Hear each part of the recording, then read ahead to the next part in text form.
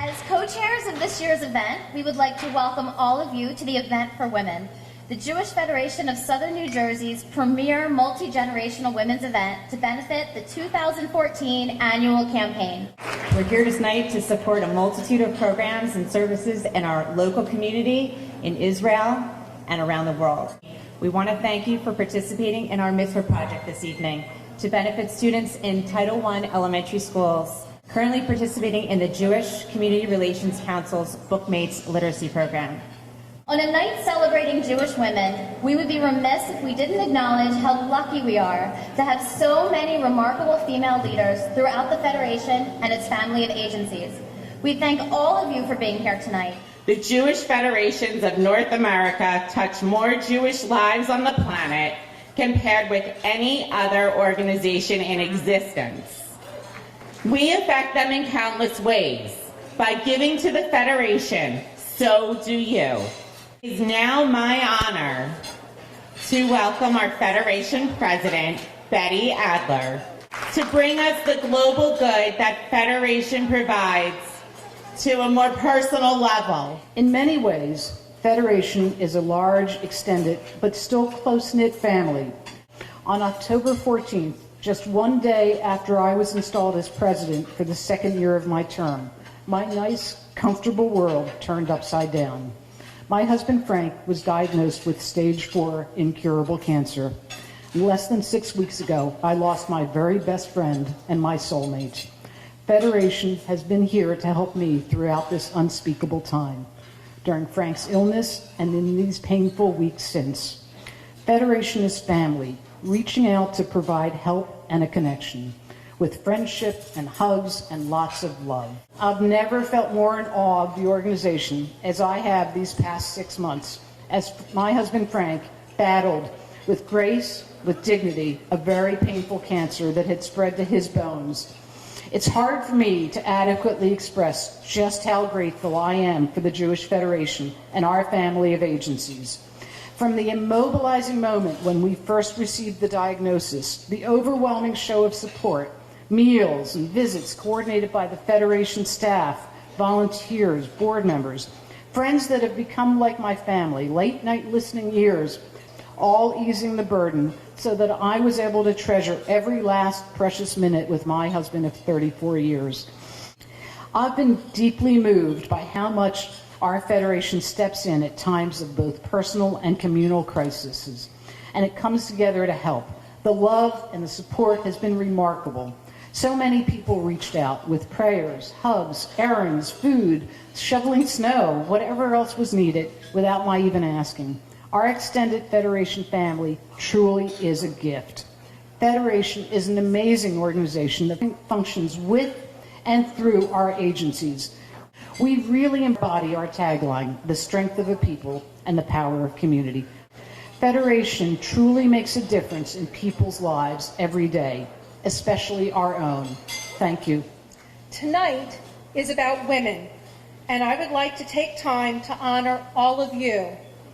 Thank you for being part of our Federation's women's philanthropy and for your continued commitment and belief in our cause. At Federation, we believe that the very future of the global Jewish community is inextricably linked to the fastest growing phenomenon in fundraising today, women's philanthropy. We know the future of our Jewish community rests in the hands and hearts of our wonderful women. Each and every one of us makes a difference through our giving, making sure that our voices are heard and our passions are realized. This is just an incredible honor for me to be able to introduce Gloria Steinem. I know her in 2 ways, although I met her for the first time tonight. Now, fast forward to 1992, the Clinton-Gore campaign was planning a women's bus trip. They called me and said, would I help organize this event? It was one of the first times I was involved in organizing a national event. I said, well, who's going to be on the bus? Is President Clinton going to be on the bus? Now, of course, he wasn't going to be on the bus. But they told me Gloria Steinem was going to be on the bus. So I told everybody I knew that Gloria Steinem was coming to Cherry Hill. This was the days before internet. We sent out invitations. Nobody ever told Gloria Steinem she was coming to Cherry Hill. The day before, they told me they'd made a mistake and she really wasn't going to be in Cherry Hill. She was in Dallas or Chicago or someplace like that. But of course, we went ahead with the event anyway. We had 800 women show up at what was then the Hyatt. There were other women on the bus. It was an absolutely fabulous event, but no Gloria Steinem. As we were leaving, an older woman, well, I say older, she was probably younger than I am now, but came up to me and said, "When's Gloria Steinem going to speak?" So, from 1992 until this day, my friends and colleagues tell the story whenever there's an event of any kind. President Clinton could be coming, Hillary Clinton could be coming, Bishop Tutu could be coming, and they'll say, "Well, is Gloria Steinem coming?" So I am so proud tonight to introduce you to our guest of honor, a writer, a lecturer, an editor, a feminist activist, someone who has made a difference each and every day, someone who has made a difference for all of us, from the youngest girl or boy to the oldest man or woman.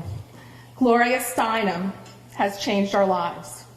And so let's give a great big South Jersey welcome to Gloria Steinem.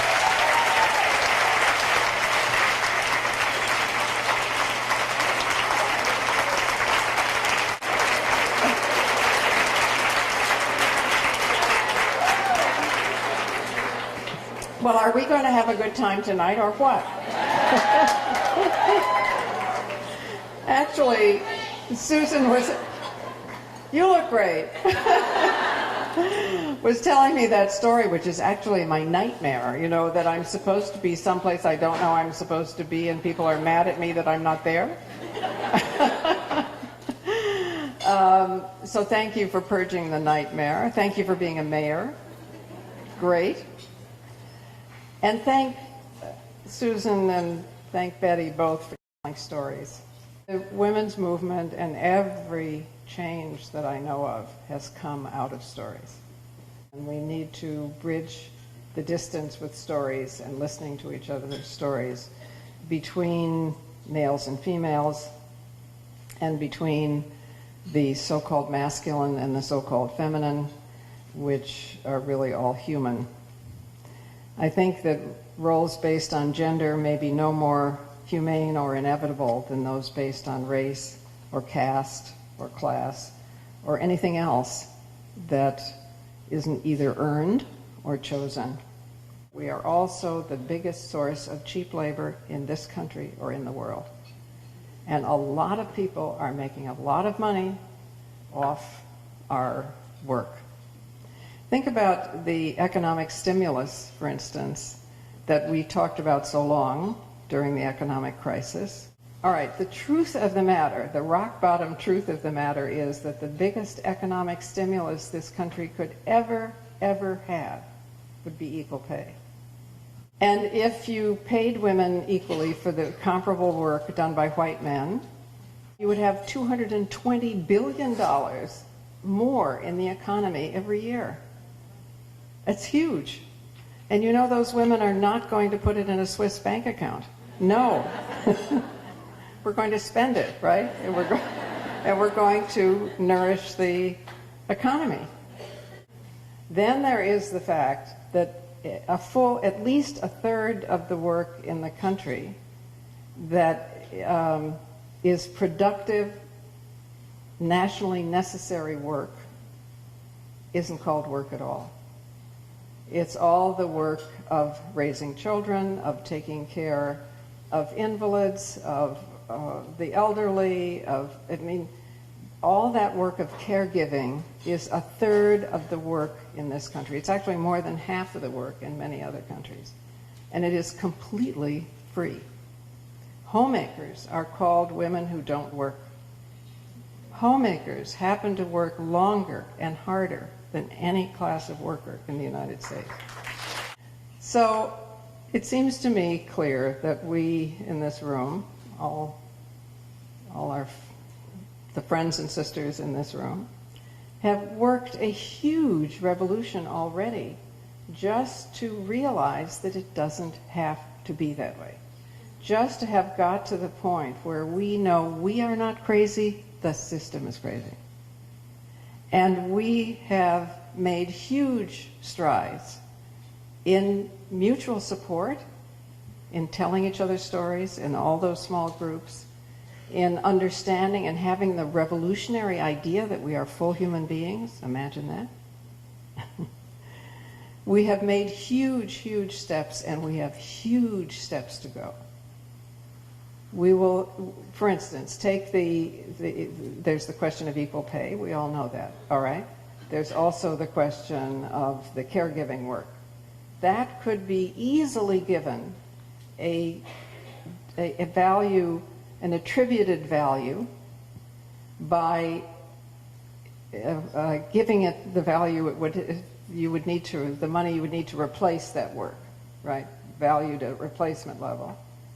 And making that sum of money tax deductible if we pay taxes, and tax refundable if we don't pay taxes, and we have gained the principle of refundability. It's doable. I mean, it could be doable. It's doable in the tax policy.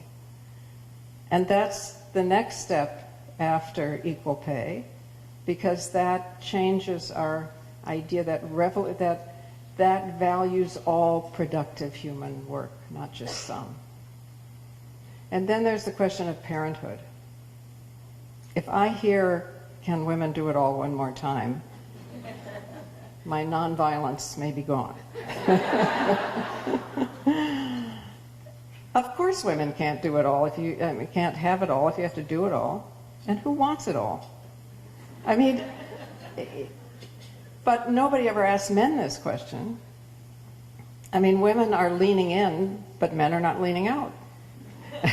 So I really, really think we have to understand that until men are raising children as much as women, it won't work.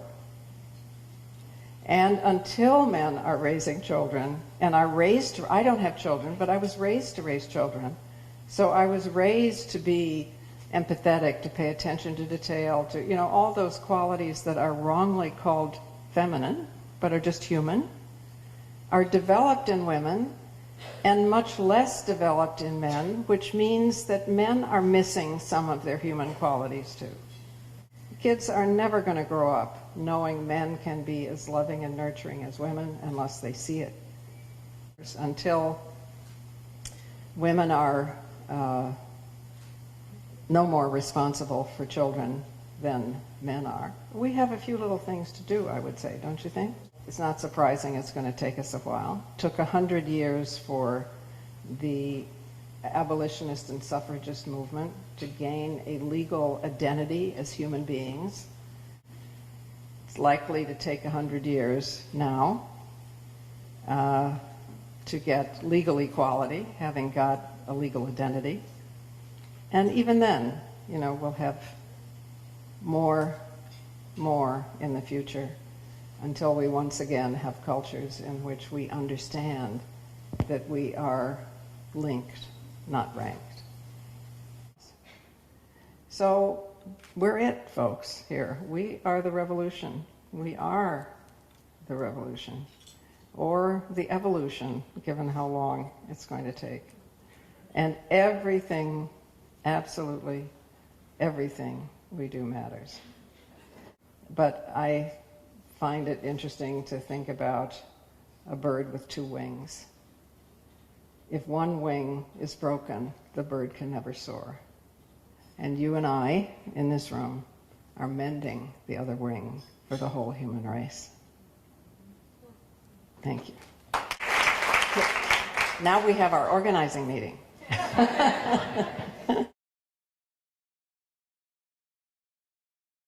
She's just saying that there was a piece in the Enquirer about reproductive freedom and equal pay, and she believes, that it's very important we have more women elected officials, and that takes money, and we don't have money, and how do we do it? Okay.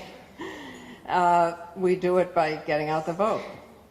Even though people, the rich candidate can pay for television advertising, obviously much more, but people have come to believe television advertising less and less. And, I was just in North Carolina, and they're trying to take back their state legislature from the right wing. And what they have found is the single most successful thing they can do, and they've elected many people by doing this, is for women in a specific district, electoral district, to write to their neighbors by hand, even in the time of computers, okay, to write a letter by hand with your own home address in the corner, saying why you support this candidate and why you think it's important. And also I think we need to help each other know that we could be a candidate. But women don't tend to get up in the morning, look in the mirror and say, I see a member of Congress, So we need community groups, and I think this effort is going forward in this state, right? I mean, there's a big effort to get more women to run, right? To go to women and say, you would be a good candidate and I'll help you. The big lesson to us is that we have paid more attention to Washington than to our state legislatures. And we need to pay equal attention to our state legislatures. Well, Gloria, as a state assemblywoman here, representing this district, we want to see a female president represent us in our lifetime, don't we? It's not just getting a job for one woman, it's finding somebody who makes life better for all women. I mean, we know that going in. But having said that, it's really important to have someone who looks like, who you can identify with. Right. So I totally agree that it's absolutely crucial. She's saying that she read an article about my childhood, which already it seems to me so bizarre that and about my mother. And so, because a lot of us here are mothers too, what would I say that I wish had been true for my mother? What would I say to other mothers here? Well, I from the bottom of my heart, I would say, lead your own life. My mother was a pioneer journalist. She wrote at a time when she had to write in the beginning under a man's name. She became a newspaper reporter. She became a Sunday editor. That must have been huge, But she was married to my father, a wonderful man, and totally irresponsible, but a wonderful guy. And she had my sister, my 9 years older than me sister, and she couldn't make it work, and she was made to feel guilty about and she had what was then called a nervous breakdown, right? And was in a sanatorium for a couple of years. I think like lots of women here, I bet, are living the unlived life of my mother. And I'm so happy to be able to do that. I love doing that. But I hope that mothers will live their own lives so that daughters don't have to live their unlived lives and regret their mother's talent as I do. Live your own life, because your daughter does what she sees, not what she's told. And also in the little things, to remember that every time we go past a mirror and criticize our bodies, a girl is watching. The question is about the media and a documentary, an instructive documentary called Misrepresentation, which perhaps you saw, and the hypersexualization of young girls. So how can we help our daughters to value themselves and boys to value girls as much as themselves, right? It's very difficult because the media is our current campfire, so to speak, so it's hard.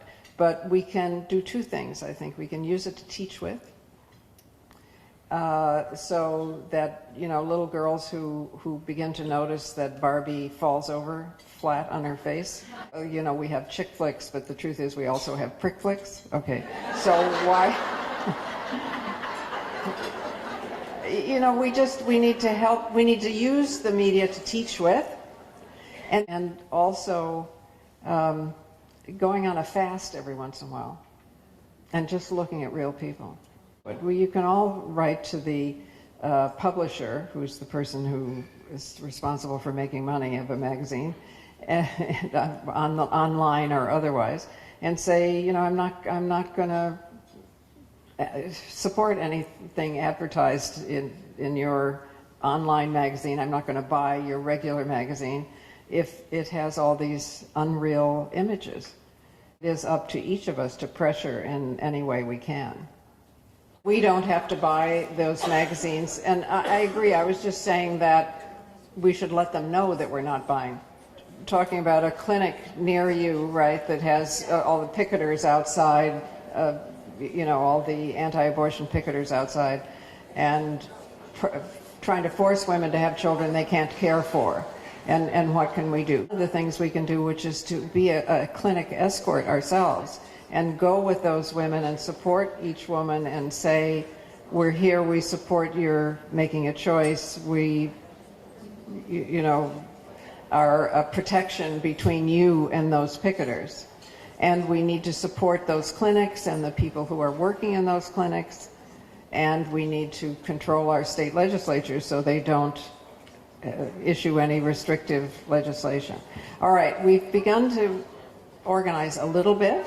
Okay, all right. Any other organizing announcements before we?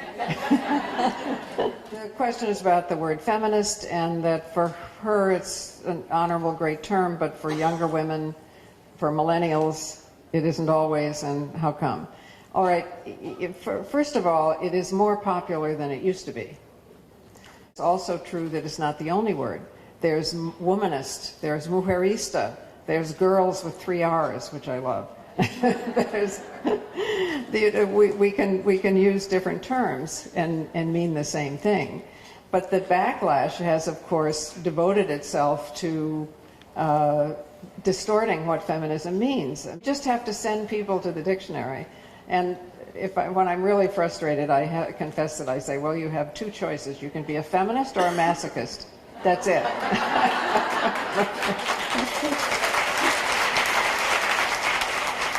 Okay, wait. All right, we've had a little organizing, but I haven't heard any, we're going to meet Tuesday on the lawn with, okay. So I just want to I'll make my old-fashioned organizer's deal with you, which goes like this. If you promise me that in the 24 hours, beginning at 9 a.m., everybody here will do at least one outrageous thing in the cause of simple justice. I don't care what it is. It can be saying, pick it up yourself. It can be telling everybody where you work, get everybody to compare their salaries. That's the one thing we know, but they keep us from telling, right? Can be deciding to run for office, can be telling your friend you'll help her run for office.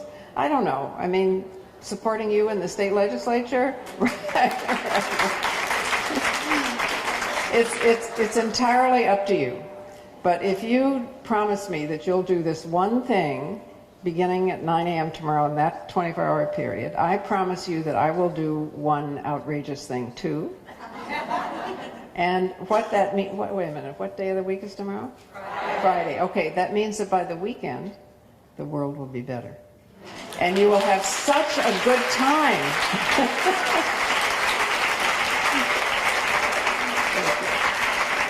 Ms. Steinem, we thank you so for your message. Your words continue to teach us and inspire us and motivate us, and I can't wait till Monday morning to see what we've all done. I would like to thank each of you. Your presence here tonight, along with the commitment you made earlier this evening, enables us to continue the important work we do here in South Jersey and on behalf of Jews everywhere. Thank you.